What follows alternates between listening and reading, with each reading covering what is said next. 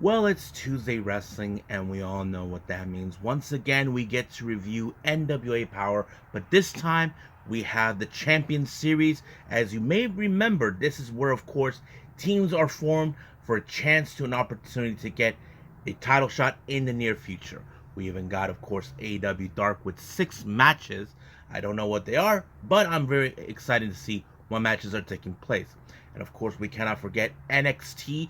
This is their final go home show before we head to this Saturday's NXT deadline, where we have the first ever Iron Survivor challenge from both the men's and the women's. But first things first, we're going to be reviewing the finals of Stardom's Goddess of Stardom Tag League. Who will win this year's Tag League and will have an opportunity to face the current Goddesses of Stardom Tag Team Champions, Meltier? We'll find out. But also, we're going to be talking about the press conferences that Stardom even actually had. The first one involves New Blood 6, with, of course, two matches that have already been announced, but more matches have also been announced as well. And of course, the upcoming event on the 29th, Dream Queendom in Ryogoku, where we have some interesting matches that are going to be taking place and a very special surprise. And of course, we're going to end it up with, of course, news updates for everybody to find out what's been going on in the world of pro wrestling. So, let's get ready for another episode of Deleted Wrestle Zone.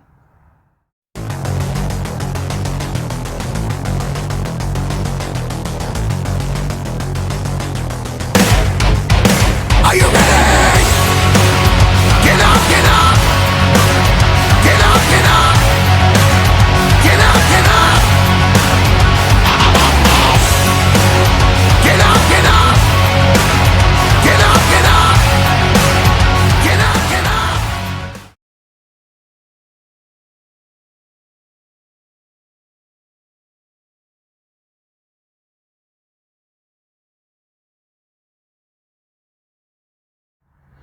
Welcome everybody to Deleted Wrestle Zone, all things that is pro wrestling with AEW, NXT, New Japan Pro Wrestling, Impact Wrestling, the National Wrestling Alliance, various promotions, wrestlers, matches, and championships. I am your host, Jay Rodier. So, as I mentioned before, we are now here to review Stardom's Goddesses of Stardom Tag League. This is the finals. Now, I want to put this on record for everybody. I did not see the previous one that took place on the 3rd of December. But, however, I will explain certain things that will take place regarding of that on the press conference later on that I will be talking about. So, let's talk about Tag League. As you know, this took place on the 4th of December. Opening match, we continue on with we'll start with the Blue Goddesses block. We have Waka Wild, consistent of Waka Tsukiyama and Saki, taking on O2 line, consistent of Miyu Amasaki and Azumi. Now, keep in mind, Waka Wild hasn't advanced any matches at all. Now, Waka has been a pinch hitter for Mina Shirakawa since she got injured on the 3rd of November, about a month ago, and Waka became a suitable replacement for her. Now, Waka originally was not involved in Tag League this year.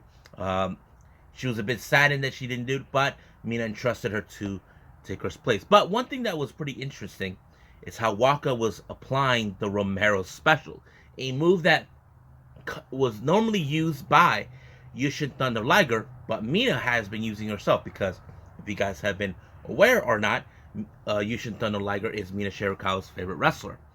So it makes sense that, I feel like maybe Waka was playing homage to Mina, who used that map. But however, that did not end well for Waka Wild. Apparently, Waka suffered the loss by Miyu Masaki when she applied like a DDT, a strong face planted on the mat.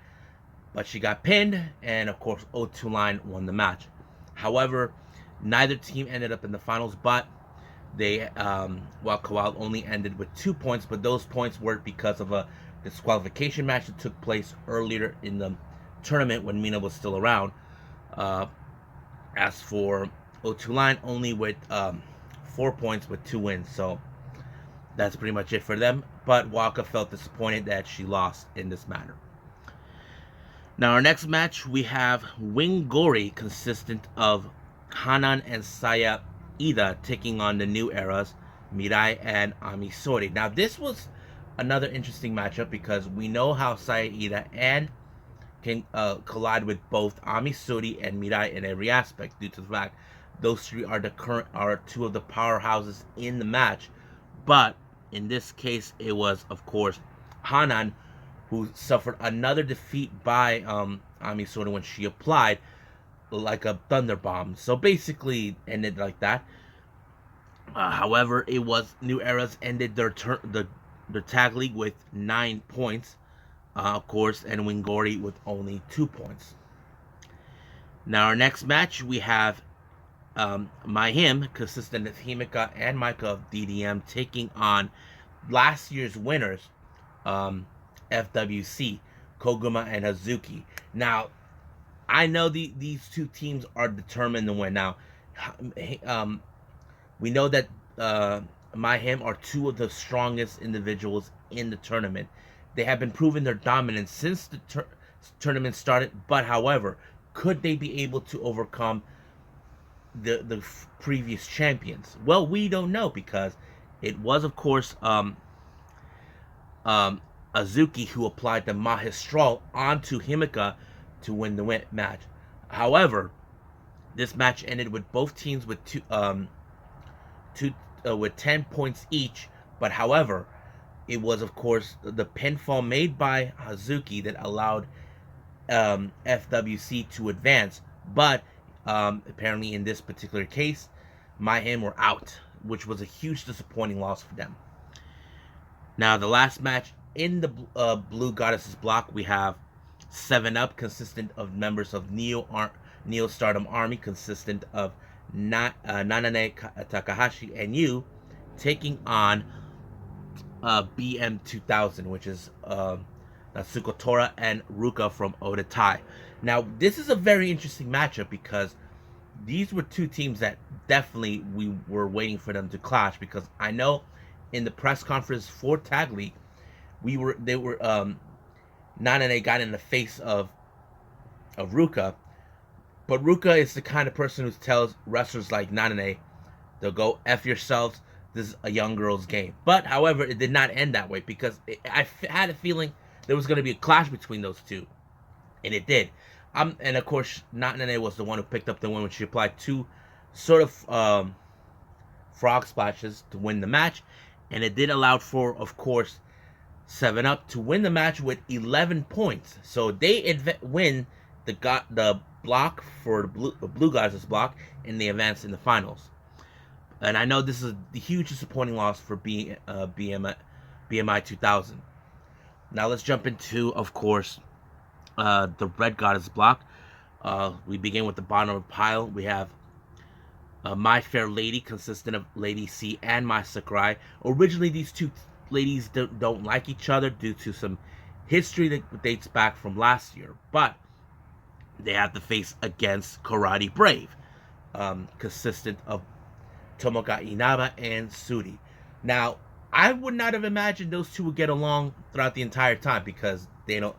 The reason is this: Lady C was disgusted by Mai Sakurai for what she pulled, after joining DDM, betraying Cosmic Angels in that fashion. Not to mention, they both were whacked in the back by Julia last year, and I think that's the reason that happened. But it was Lady C who ended up with the loss, with that kick in the face by Suri. I don't know what she calls it, but it did allow for Karate Brave to pick up the win, and they ended their tag league with 9 points. But as for My Fair Lady, well, this is the end for them. And of course, huge disappointing loss regardless, because they ended up with 0 points.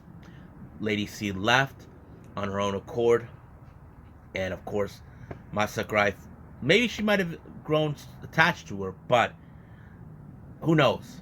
They're both in two different units with two different paths, but we'll see what happens in the near future for them. Now, our next match, we have We Love Tokyo Sports. They take on Peach Rock, consistent of Momo Kogo and Mayu Iwatani. Now, keep in mind, Momo Kogo does have a little bit of a history with Saki. If you guys remember, Saki Kashima tried to play her games, but it was Momo who did it. But the entire match, Momo was being a bit weird for Mayu. So basically, Mayu picked up the win herself when she applied Saki Kashima's move, the Kishinase, onto her completely to pick up the win. But as soon as that happened, Mayu Iwatani even kicked Momo, right in the gut. I think she was still upset with her. Momo tried to plead with her, I'm sorry for the way she was behaving, but who knows what happens in the future with these two. But Peach Rock ended their tag league with 6 points. As for We Love Tokyo Sports, they ended up with 4. Now, our next match, we have Black Desire, Starlight Kid and Momo Watanabe taking on Mafia Bella, consistent of Tekla and Julia. This is, I have to say, a very intense match. Keep in mind, Julia has her issues towards Starlight Kid in many ways. The issue is she believes that Starlight Kid's sole desire is to remove her mask. But Kid will never forget the humiliation she suffered in the hands of Julia many times. Now, we know that Starlight Kid could beat Julia one day, but it will take a little interesting to execute. But however, she got a measure of revenge on Julia when she did like a driver onto Tekla to pick up the win. That gave, of course, Black Desire with only 9 points and Mafia Bella 8 points.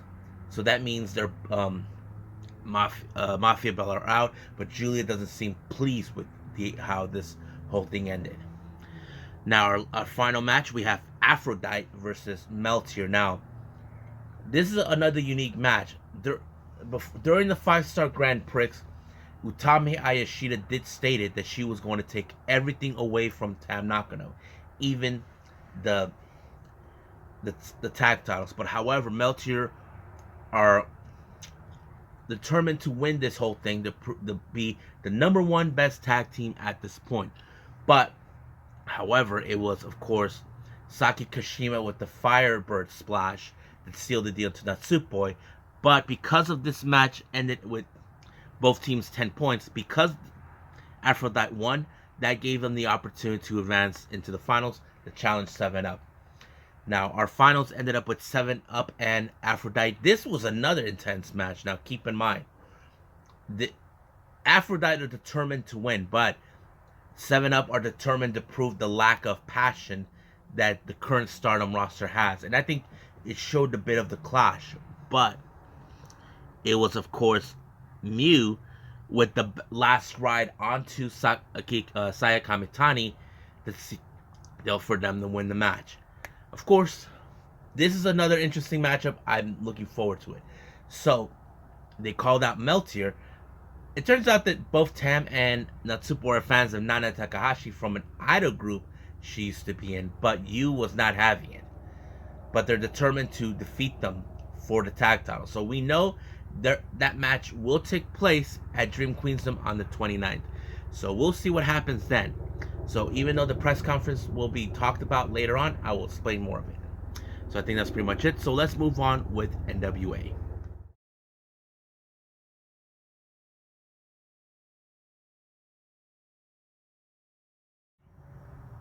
Okay, now we got NWA Powerrr with Champion Series. Now, if you guys aren't familiarized with the Champion Series is, let me explain to you. There'll be 4 teams or maybe more possibly. Each team will be consistent of series of matches. It doesn't matter if it's singles matches, tag team matches, or whatever. Each team will be assigned whatever. This time, they be selected. Now, what does the winner get in as soon as the Champion Series ends? That's the obvious question. The team that wins the Champion Series will get an opportunity to cash in a championship of their choosing. It could be the 10 pounds of gold. It could be the junior heavyweight title, the television title, the national title. It could be the tag titles, whatever they have in mind. So whoever wins this gets a championship opportunity. So 4 teams have been announced. We have, of course, Team GLEAT consistent with Zion as the team captain, I'm going to presume. Team Fixers, of course, the Fixers, Bradley and Wrecking Ball Legursky. Brickhouse, which is Camille's team, and of course, Team Tyrus. Now, the rules are a little different from this time. Pinfall, you get 5 points. Same thing with submission, I believe. The draw, each team will get 2 points, I believe. Disqualification, 1 point. The extreme disqualification will get 3 points. So we're gonna go along as we go on this particular thing. Now, our first match in the first round of the Champion Series, we have Bully Ray representing Team GLEAT versus Odison representing Team Fixers. This match was pretty good. It showed a lot of determination between, but nobody has done a pinfall or submission. They were close on from both sides to do that, but the match ended with a draw, which is the last thing people hear. Here in the States, it's a big deal. We don't want no draws, but over there, not a big deal. So the way this ended, both teams ended up with 2 points. Now we do get an interview with Tyrus and of course Black Cheese. As you know, Black Cheese, he doesn't seem like he's too pleased with the idea how the teams were choose, but he'll just go what he has to do. He knows that he has to win, and of course he is saying that right now currently Austin Idolmania are at the top of their game, but anything could change during that time, so they're self-aware of that particular scenario. Now our next match in the first rounds, we have of course Tom Latimer representing Brickhouse along with his wife, obviously, and of course EC3 with Team Tyrus. This match was more about mind games and try to get into people's heads. Now keep in mind, EC3 has been causing nothing but problems for Tom Latimer. Like, he's trying to have him unleash a different side of him. Like, he thinks he knows him in every aspect. But however, the match ended with, of course, with Brickhouse only gaining 1 point. But however, it was Tyrus that ended with 3 points because Tom Latimer went an extreme disqualification in this one. So that kind of goes in that direction. Now our next Champion Series is a 4-way alternative match. Now these 4 individuals have not been assigned to any teams yet. So it was an elimination match. We have Anthony Andrews, Rolando Friedman, Jeremiah Plunkett, and Sal DePaul. The first one to be eliminated was, of course, Anthony Andrews. That was done by Jeremiah Plunkett. And then after that, Sal DePaul was eliminated by Rolando Freeman. But it was Freeman who pinned Jeremiah Plunkett. And he won the match. Now, it's still unclear what's going to be the teams. Hopefully, I find out for the next time we do a Champion Series. They will continue this on NWA USA. Now, we do get an interesting match with, of course, an interesting interview coming from the Fixers. You know, the Fixers, as always, they know that they have to win the whole Champion Series. They are determined to do that. So, as always, Bradley has his eyes set to face Zion. So he is not a slouch. So he is self-aware of what's going to happen. But we'll see what happens between the 2 captains. Now our next match, we continue on with the first round of Champion Series. We have tag team action. We have PJ Hawks and Judas representing Team GLEAT, which is very unusual. And we have Damage and Rush Freeman representing Team Fixers. Now, these 2 teams are different. Russ Freeman normally would team up with Brady Pierce as part of the Spectaculars, and as for PJ Hawks, he normally teams with his dad. So it was a very interesting dynamic. However, it was very interesting. Even Luke Hawks was watching his son getting manhandled by Damage, but there's nothing he can do about that. But in this case, it was Judas who picked up the win by applying a chokeslam onto who was it? Who got chokeslammed? Oh yeah, Freeman in this particular match. They did gain at least 5 points in this particular match, so that counted with 7 points for Team GLEAT. After that, we do get 2 different interviews. The first one is Zion. Now, Zion knows that um, being a leader is going to be a little interesting because he has learned a lot from his dad. But the obvious question that many people ask, he said, where's his dad? Austin Idol. Well, he said he has a special something that he needs to take care of. We don't know what it is, but he said it was no one's business. But May Valentine did interview Camille, who is still a little frustrated once again, of course, she is confident in her team's abilities, but she's not happy with the results of EC3, how he's been acting up, trying to say all this and that about her husband and all this. I don't blame her. So we'll see what happens then. Now, our main event involving the first round matches from her team, we have Kratos, who will be facing off against Billy Cyrus, representing Team Tyrus. This is a battle of behemoths. I like this match, so it was like determined. I was like not sure how this was gonna go, but it was Billy Cyrus with the thrill ride that ended the whole deal, giving Team Tyrus 5 more points with a total of 8 points on this.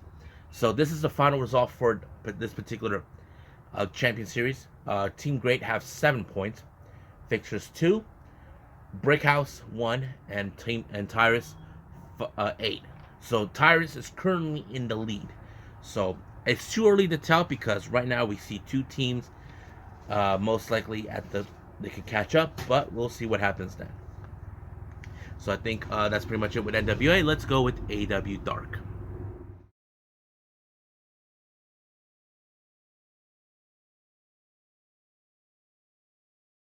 Okay, AEW Dark.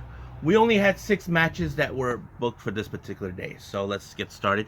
Our first one we have is Dalton Castle with the boys taking on the Farge, Jaden Vallow, and Justin Carino. Now, not much excitement on this one, but as always, we love how Dalton Castle and the boys, work together, of course. But it was Dalton Castle with the batarang that finished off Justin Carino in order to win the match. But we also know it's been confirmed that at Final Battle, Dalton Castle and the boys will put the ROH World 6-Man Tag Team titles on the line against the Embassy.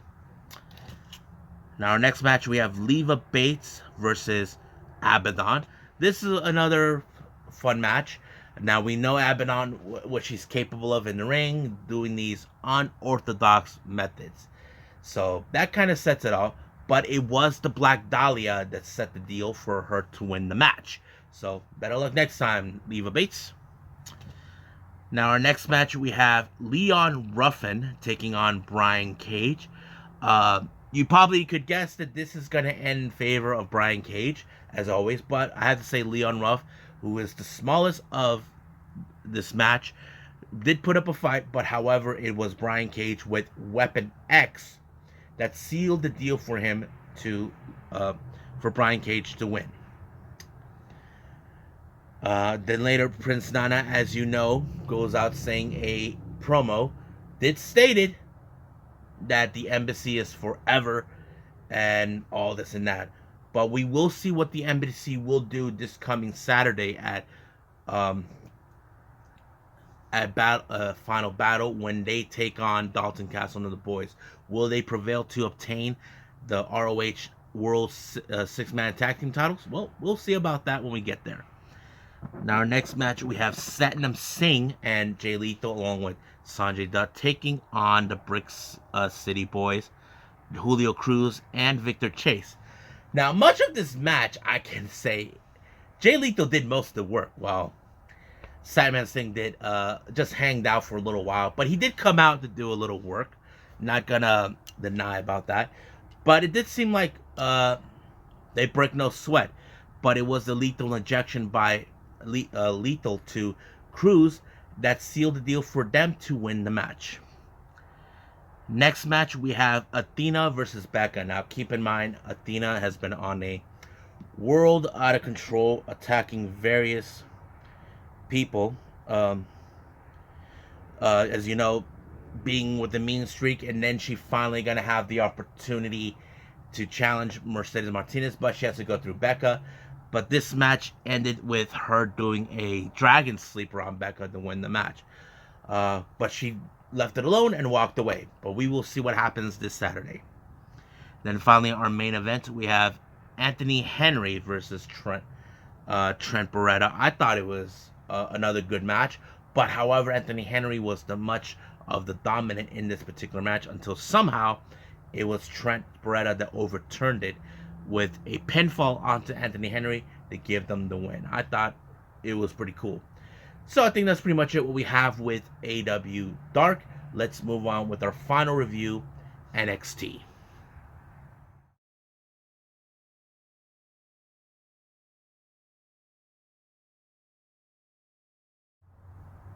Okay, NXT. This is the go-home show before we get to NXT Deadline this coming Saturday on the 10th of December, which ironically is the same day where we have Final Battle by ROH. Now, our opening match is the Triple Threat Wild Card match. This will determine who will win an opportunity to be the 5th participant in the Iron Survivors Challenge. We're going to go with the men's so far. Our first opponent we have is Von Wagner versus Axiom versus Andre Chase. Now, this is one of those impressive matches. Now, there were moments we do see Andre Chase and Axiom try to work together. They know they have a big individual who is not playing games. They know it, so they have to put their put that to the side for a moment in order to get rid of the much bigger threat, which is Von Wagner. It worked at some points, but in the end, it was Axiom with the golden ratio that sealed the deal to punch his ticket to get the final spot at the Iron Survivors Challenge. Which this is a huge disappointing loss for Andre Chase, but is a good opportunity for Axiom to finally go up further than he hoped for. Now, we do see Diamond Mine, as you know, as we're still waiting to see how 100% clear Julius has been. As you know, he went through hell and all that stuff. But Ivy Nile is a bit worried about the Creed brothers, that they're not 100%. Regardless of what they think, we know they are trying to be a bunch of tough guys, knowing they have to deal with the much bigger and dominating group known as Indashir, Senga, and Ver. But we'll see what happens then. Now, we do see a little clip between both Apollo Crews meeting up with Braun Breaker at his boat. Now, keep in mind, the last time these two interacted, Braun Breaker went to a diner where Apollo Crews frequents. So now it's time for Apollo to, how do I say this, to do him a favor and go to that. And that kind of sets the whole thing up for them. So it was interesting. I don't know what was the purpose of it, but I can tell they're trying to understand each other one way or the other, because they're both are going to be in a huge match coming up this coming Saturday at Deadline. Now, originally we were supposed to have Bryson Montana versus Javier Bernard, but in the sheer attack, Bryson Montana. But when Javier Bernal saw what happened, he was playing the smart game and realized, okay, no, I'm hurt, I'm out of here. But of course, Indashir, on the other hand, have become in an agreement with Ivy in some ways. Are they really 100%? Indashir are not going to take down a much weaker individuals. That's their game. But the Creed brothers, who are being a bit of hotheads, are trying to prove that they're 100%, but they're willing to postpone the match until they're 100%. That is the thing that they want. But Creed brothers are not going to wait. But Ivy now is trying to reason with them in every possible way. But we'll see what happens on Deadline. If they are 100%, we'll find out. Now, Andre Chase, as you know, he was a bit disappointed, but however, Hell came up with an idea to be in a match against Isla Dawn. But Duke Hudson kind of protested, knowing that, look, this was a huge disappointment for Chase U not to go to the Iron Survivors Challenge. But Andre Chase overruled him, so he's going to give Thea Hell this opportunity. Now, our next match, we have Zion Quinn versus Tony D'Angelo, who's back from injury. He is shown once again why he's the Don. He finished him up with a hook and drop onto Zion. However, Tony D haven't forgotten the last time. The reasons he got injured was because of Wes Lee. Now, Wes Lee has pleaded his case time and time again. This was not an accident. This was an accident that he caused Tony D to be put on the shelf. But Tony D'Angelo thinks that he did it intentionally. But he also has his eyes set on the North American title. It appears, but Wesley knows how this is going down because right now he's still a little pissed off what Dijak did to him. He attacked him. So he wants to focus on Dijak, then he'll give. But Tony D'Angelo refuses to be ignored. But Dijakovic told him that, I don't care, that sort of thing. So he's not willing to ignore both men. So we'll see about that. Now, our next match, we have Hank Walker versus Charlie Dempsey. Now, the reason this match was set a week ago, Charlie Dempsey actually got disrespected Hank Walker, saying that, you were giving an opportunity. He's like saying, to him, hey, I've been I was training in this since I was 4 years old. So he's saying that I'm the one who deserves more, not you. But Hank Williams earned this opportunity thanks to Shawn Michaels. But however, Hank Williams ended up in a big way. But out of nowhere in this match, we saw Drew Gulak comes out. I don't know what's the purpose of Gulak coming out. Now, is he scouting or what? Or we don't know. But the only thing we do know is that Charlie Dempsey ended this match with a submission move that he created and put away Hank Williams once and for all. Now, Grayson Waller had an interview. As you know, he's going to put the Waller effect in play, knowing that he is happy that he's going to conduct an interview where he and, of course, other 4 participants involving in the Iron Survivors Challenge will be involved. He thinks that he'll do the interviewer's job way better than that, but we'll see. Now, Pretty Deadly had their little Christmas thing, like try to give their version of Christmas, but they were interrupted by none other than New Day, Kofi Kingston, and Xavier Woods. I thought it was fun. It was great. But however, it appears that they have their eyes set on the NXT tag team titles. This is going to be interesting. Now, however, many fans would say, I don't know if this is a good idea because, what is the purpose of seeing members of the main roster showing up at NXT? Well, we do know that these tag titles, New Day has never actually held those titles. We can all agree about that. But it's going to be interesting to see Pretty Deadly taking on one of the best tag teams in the main roster. So, we'll see what happens then. But, however, it's already been confirmed that match will take place at Deadline. So, I almost forgot about that. Now, our next match we have is... Well, hold on. Never mind. Our next interview is Harvey Benar, He tried to lie himself, saying that he was looking at his shoulder, thinking that Indus was after him. But however, the interview got Hikamanjiro and called him Best Body Chicken. And we can agree, he's a chicken. Now, our next match, we have Thale Hale versus Isla Dawn. Now, Isla Dawn has made her debut in the ring. I thought this match was going to go in favor of Isla Dawn because it's trying to show who she is, why she's in NXT.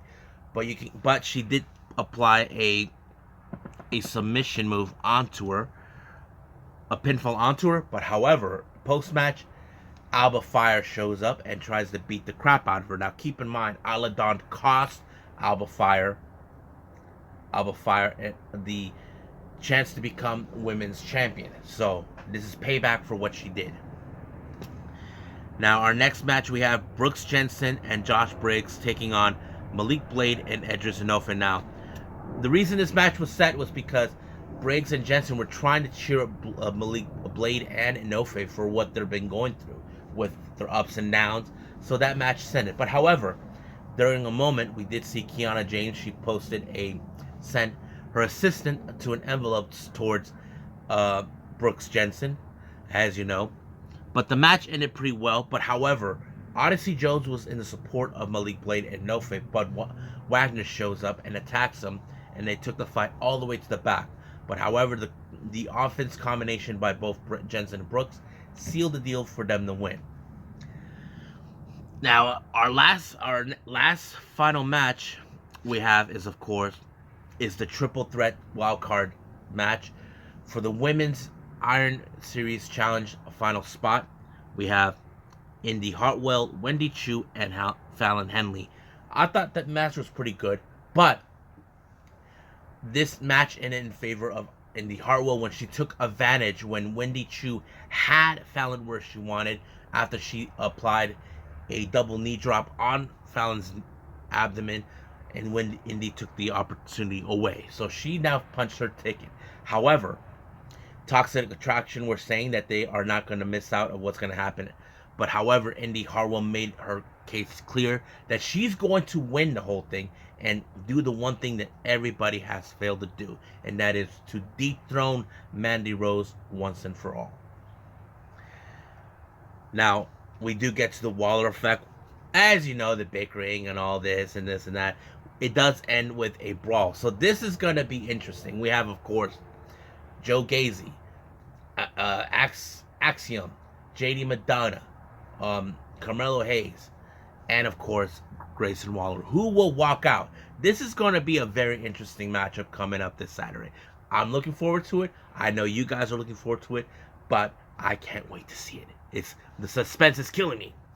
So I think that's pretty much it with NXT. So let's talk about the Stardom press conferences.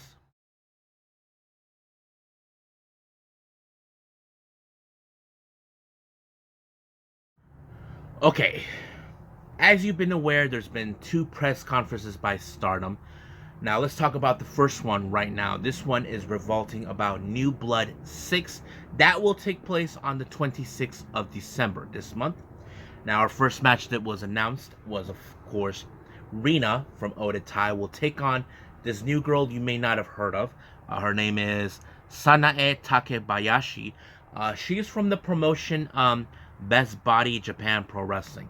Don't know much about her, but she does have a bit of the, how do I say, been working a lot. She has a little bit of the same kind of personality we've been seeing with Chanyota before. You guys remember, she likes to, Chanyota was interacting with Rossy Ogawa, which led to Maya Sakurai to call him a pervert.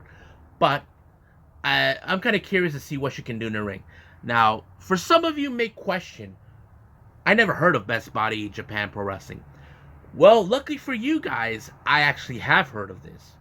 And here's a fun fact. Now, if you guys want to know what the hell is Best Body Japan Pro Wrestling, this is more like where people display their muscles, body fitness, bodybuilding, modeling, that sort of thing.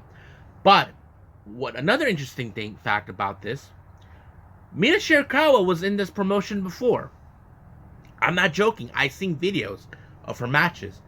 She was with this promotion from 2018 to 2019, I believe. Yeah. But here's another fun fact about her timing when she was there. You guys may not believe this or not. Mina Shirakawa was in fact the first ever, well, their initial is BBJ for their acronym. She was the BBJ Women's Champion in that promotion. So, yeah, she only held that title for 109 days. Forgot who she lost it to, but currently that title is vacant. I don't know why, but not much. But I don't know much about Sanae Takebayashi. I'm kind of curious to see what she can do. I can't wait to see what she's going to do in the ring against Rina. Now, its second match, we have Miyu Imasaki taking on Miran from World Woman Pro Wrestling Diana. Now, I have seen Miran before. She, I think she's currently 12 or 13 years old in the promotion. I seen on Twitter how she had an interactive with Madeline, who was like a bit of her trainer. I know she and Madeline had recently won a tag match not too long ago. But we'll see how this is going to go, because she is very young. But we'll see how Miyu Misaki and Miran will be in that particular match. I'm kind of curious about it myself. Now, this match is called a Passion Injection match. This is between Lady C and Nanane Takahashi. Now, this particular thing dates back all the way to Midsummer Champions back on July 9th. If you remember, this is where after when Saya Kamitani had her feud with Kairi, there was a match that was set between both Kairi and Saya in a tag team match. Nana Takahashi comes out and teams up with Kairi. So basically, Nana Takahashi says some few words to Lady C that she took with her. It appears like she wants to have this match to happen. So this is going to be another interesting storytelling to tell about Lady C and Nana Takahashi. Because as you know, Nana Takahashi say that the current Stardom roster lack passion, and I think she views Lady C into that category. Now, this match was already been announced a while back. We have, of course, the Cosmic Angels, consistent of Waka Tsukiyama and Tam Nakano, taking on Ram Kaicho and Maika Ozaki. Now, as you know, Waka has already challenged Ram Kaicho at least 3 times. First time she lost in a singles competition. Second time she lost in a tag match where she teams up with Momoka Hanazono. As for Ram Kaicho, she teamed up with Rina. And then the third time, Waka teams up with Mina. This is prior before her injury, and of course Yuna Manaze. But Ram Kaicho teams up with Linda and Rina. But once again, Waka refuses to stay down and decides to challenge once again with. But this time she's bringing Tam Nakano. Now Mina did say, "Why are you bringing Tam? Why not me?" Waka looks up to Tam a lot, because ever since the whole scenario that took place with Waka with Masakurai betraying them, Tam has always been always cared for Waka and always been worried about her, so it would make sense. However, once again, this whole thing started with Maika Ozaki picking up and trying to torture rack Waka.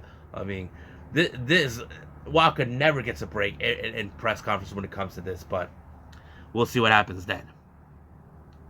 Now, our next match, we have members of God's Eye, consistent of Mirai, Tomoka Inaba, and of course the newest member, Naname, who joined the group back on the last New Blood event, New Blood 5.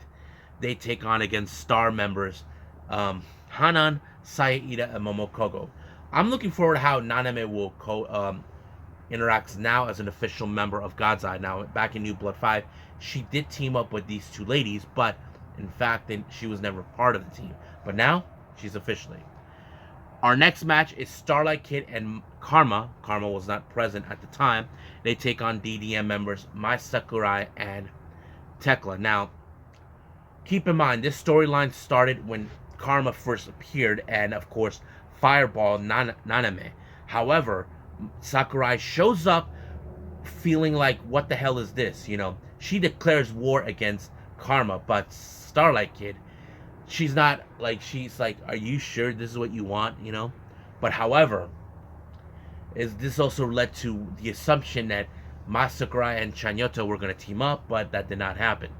So I'm kind of curious how this is going to go down. Masakurai, who's grown so much, believes that she will crush Karma and Starlight Kid, but don't count out the Karma because we don't know what she's capable of. Now, our main event, it relies now on the Future of Stardom Championship. We have Ami Sourei, our current champion, who won this title back at New Blood 5 against Hanan, takes on Ruka, who actually was the previous champion from last year. Now, keep in mind, Ruka has been Future of Stardom champion last year when she defeated Unagi Sayaka, and Ruka has defended that belt very well, but she lost it to Hanan. But now it appears that this is going to happen. I'm kind of curious to see how this is going to play out. Now, let's talk about our second press conferences. This is Dream Queendom that will take place on the 29th, which is the final pay-per-view of 2023 for Stardom. They did announce there's going to be a Stardom Rumble. Now, the participants are yet to be announced. We'll see what happens then. But the match that was announced, we have DDM, Masakurai, and Tekla teaming up once again. And their opponents, it's none other than Pink Kabuki, Unagi Sayaka, and the surprise return of Mina Shirakawa. Yes, folks. She shows up with her face bandages. We don't know. That kind of was interesting. Sakurai feels a little concerned about this. We don't know how she extend, but Sakurai did state it. This was translated by someone. I'm gonna see if I can find that translation and put it on YouTube for you guys. Where apparently in this particular Sakurai, remember last year where she, Mina, and Unagi teamed up and lost to the, and now she's gonna show them how much she has grown.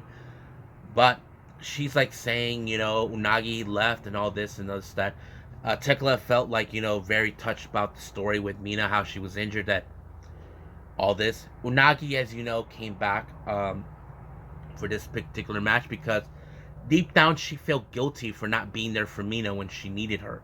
Now, keep in mind, early October, she did stated that she was at the bottom of the pile of the 5-star Grand Prix.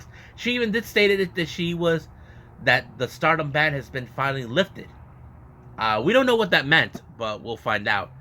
But as for Mina, she couldn't talk, but she did stated that that after all this, she's a pro wrestler, that things like this are happened. But she did stated that she will have a surprise present for her fans on the 29th. We can't wait to see that. Now, our next match that was announced is a pre-triangle derby match. We have like a bit of a Stars showdown. We have Mayu Iwatani teaming up with Hanan and Momokogo, where they take on the other members of Stars, Saya Ida, Koguma, and Azuki. So this is going to be interesting. But however, the obvious question is, are we going to see more of this behavior with Momokogo? I'm not sure, but she did say that she learned a lot after the events of the finals of the Goddesses of Tag League, so we'll see about that. Now, our next match is a 3-way battle to determine a #1 contendership, whoever walks out for the Goddesses of Stardom Championship, the tag titles. We have the New Eras, Mirai and Amisuri, versus Mayhem, consistent of Maika and Himeka, and then finally BMI 2000, Ruka and Natsuko. Now, I feel this is a good team that could be a potential competitors for the Goddesses of Stardom. Now, the reason is that, keep in mind, New Eras, Mirai and Amisuri, have challenged these belts 3 times already. First 2 times was against FWC. First time, ended up in the draw. Second time, they lost. And then the third time, lost again to Meltier. As for the other teams, Mayhem has proven time how dominant they can be as a tag team, but they were so close in tag league, so it's fairing that they deserve another opportunity. But BMI 2000, they have shown the supremacy as well, and I feel that's the reason these 3 teams have been chosen to be part of it. Now, we do have a special match between both Kairi and Utami Aishida. This has nothing to do with the IWGP title. That title will be defended the following month in Wrestle Kingdom. But, of course, they had some words to exchange between these two. But they had a little stipulation that loser comes out in their debut outfit. No gown, no nothing, no entrance, that sort of thing. I don't know what that's all about, but it's kind of interesting to hear. Now, our next match we have is the High Speed Championship between Azumi and Hikari Shimizu. Now, I did mention I did not see the Goddesses Tag League on day 9, which was on the 3rd of December. Azumi and Miyu Masaki lost to Nana Takahashi during that match. Azuki comes out and issued a challenge to Azumi for this belt. It was very interesting. The reason she did that, now keep in mind, this is the same kind of scenario that Momokogo applied with Azumi. If you guys know this, Momokogo went to Mexico for a while last year, and she felt that the High Speed has the same kind of feeling with the Cruiserweight type. So it felt that way. And I think Hikari Shimizu felt the same thing. But on record, I want to put this. Hikari Shimizu is the second person this year from the Colors unit to challenge for a Stardom belt. Well, doesn't say Stardom on the belt, but you know what I mean. So this is going to be interesting to see. They say Hikaru Shibuzu claims she's fast, but we'll see how fast she can be with someone like Azumi. Now our next match, this is for the Artists of Stardom belts. This is between both Oedo Tai consistent of Saki Kashima, Starlight Kid, and Momo Watanabe. They take on Prominence, Risa Sera, Zuzu Suzuki, and Hiragi Kurumi. Now, Oedo Tai has been waiting for an outside team to show up, and Prominence answered. So it's going to happen. But this is the interesting that took place during the press conference. Oedo Tai are asking for this title match at Ryogoku at Dream Queendom to be a hardcore match. Now, you ask yourselves this question: is this wise for them to do this? Well, Prominence have no problem with it. They agree. They want to turn this because I don't know if Oedo Tai thinks that if they have this in a hardcore rule match, this will be in their favor. However, Rossi Ogawa makes the final say. He said, is he okay with it? Turns out, he's okay with it. But I'm not sure if this was a wise move from Oedo Tai, because I hate to see that Oedo Tai played a dumb move and lose the belts to Prominence. That's the one thing that's going to suck. But they brought the match to themselves. So we'll see what happens then. Now, our next match that was announced, of course, we have the Stardom Championship, the tag titles, between the champions Meltier and consistent of Natsupoi and Tam Nakano, taking on the winners of the tag league, 7-Up, Yu and Nana Takahashi. Now, 7-Up were not present at the time, but however, during this time, Waka shows up. I don't know what she's trying to do, but she did state that she wants to be involved in a preliminary match with them on the 24th of December, ironically, which is my birthday. Yes, folks, my birthday is on the 24th. How weird is that? But anyway, I'm kind of curious about that too. I'm going to see what Waka was doing, but I don't know what's going to happen. But this match on the 29th is going to be a very interesting challenge for Meltier. Now they have to put their game faces on against a much stronger duo. So we'll see about that. Now our semi-main event is the Wonder of Stardom Championship. We have Saya Kamitani taking on Aruka Umasaki. Now this match came about during, once again, back to the tag league, back on the 3rd of December, when after the match, during a Rumble match, Aruka Umasaki was a challenge for the match, but Kamitani was not compelled to put it until she got her ass beat by Oedo Tai. It's kind of interesting that Umasaki has friends in high places, but of course Starlight Kid is not going to allow Kamitani to deny this opportunity. Now, this is the second outsider the challenge for this white belt this year. The first one in that challenge for it was Saki from Colors. So that sets it all. So we'll see how that happens. Will Aruka Umasaki will win this belt because she has been dominant in Diana, but will she prove her dominance outside? We don't. Outside and inside of Stardom's ranks, we don't know. And finally, our main event is going to feature the World of Stardom Championship, the red belt. Sudi versus Julia. Now, Julia have always pursued this belt before. This is not the first time these two have challenged each other. They date back to March, which Julia lost. Now, Julia is determined to strip her of this title and show her what her Vermin looks like, in her opinion. Now, keep in mind, some people say that Sudi didn't change much as a champion, but Sudi is trying to prove them wrong. So this is going to be one killer match that we definitely going to enjoy. So we'll see what happens then. I know everybody is hoping that this is going to be Julia's timing, but we'll see what happens after the match ends. And I think that's pretty much what end of our press conference with this section. But let's move on with our final thing to do is news updates.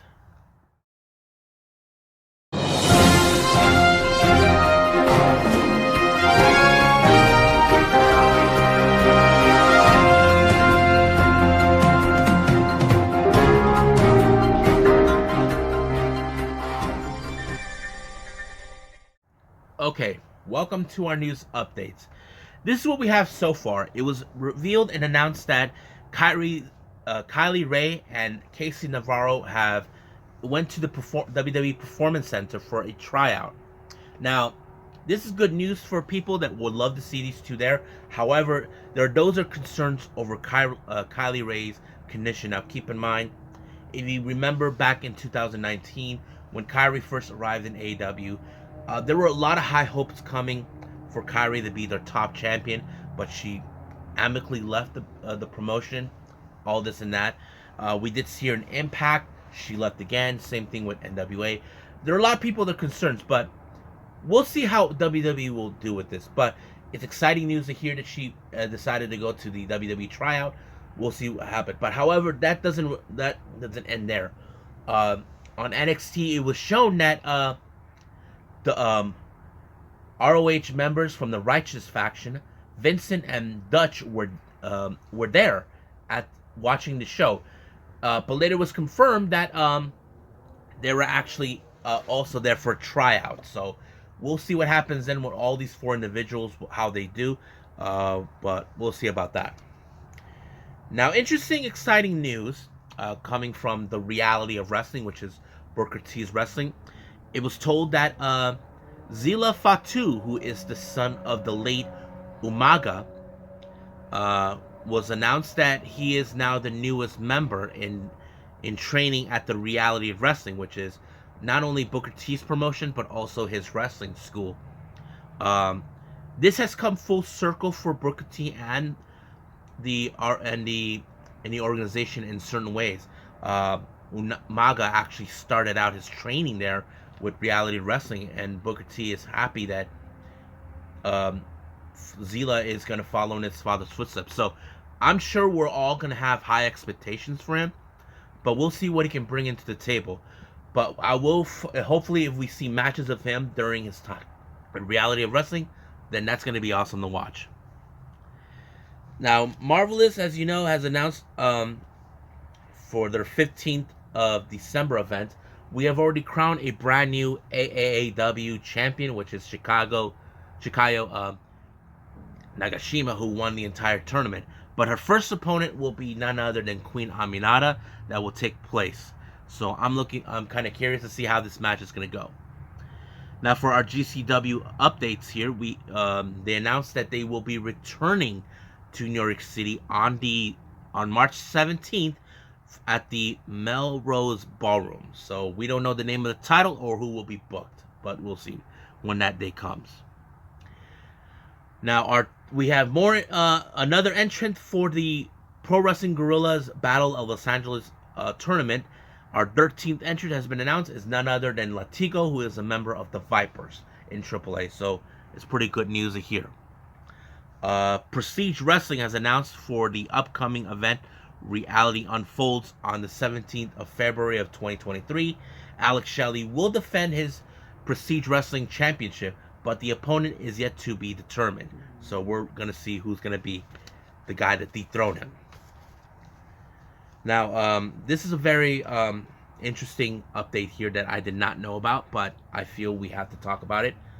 Sports Illustration has revealed that Richard Holliday, if you guys remember him from MLW and several other promotions, since June he was feeling he was experiencing night sweat, extreme fatigue, and bout of dizziness.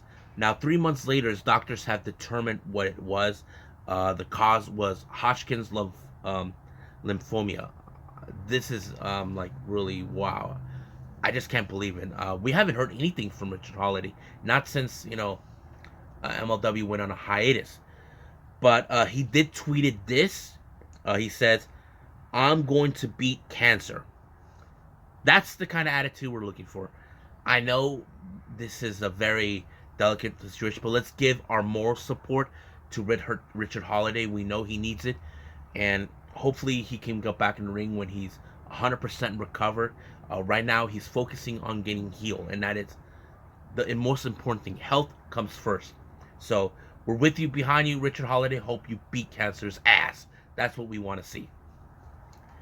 Now, House of Glory announced for their upcoming event later on this month on the 17th for Revelations. The House of Glory tag team titles will be on the line. The Briscoes will be facing against main event for one last opportunity. So this is going to be another killer match to watch. One of the newer promotions that started this year, Guardian State Pro Wrestling.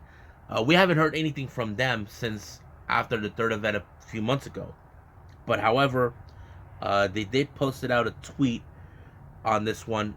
They said, after the holidays, Garden State will be back with Duality Sunday, January 15th. Hope to see some familiar faces there. Who you are excited to see back at the Garden State Pro Wrestling ring.